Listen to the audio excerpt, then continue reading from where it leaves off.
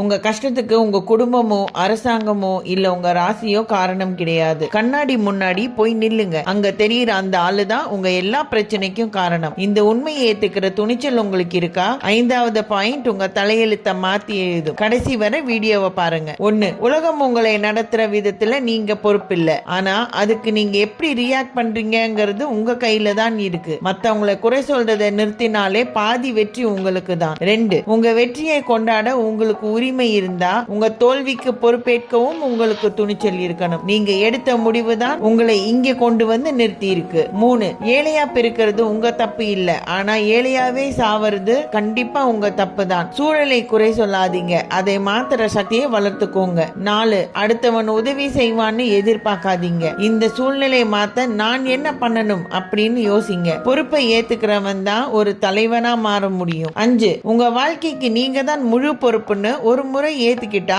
யாராலையும் உங்களை தடுக்க முடியாது. உங்க தோல்விக்கு நீங்க தான் காரணம்னா உங்க வெற்றிக்கு நீங்க மட்டும்தான் காரணமா இருக்க முடியும். இன்னையிலிருந்து புகார் சொல்றதை நிறுத்துங்க. அடுத்தவன் உதவிக்காக காத்திருக்காம உங்களுக்கான பாதையை நீங்களே செதுக்க ஆரம்பிங்க. இந்த உண்மை உங்க ரத்தத்தை துடிக்க வச்சா லைக் பண்ணுங்க. இது போன்ற அதிரடி மாற்றங்களுக்கு எங்க சேனலை இப்போதே சப்ஸ்கிரைப் பண்ணுங்க. உங்க வாழ்க்கையை உங்களால தான் மாத்த முடியும். நீங்களே மாத்துங்க.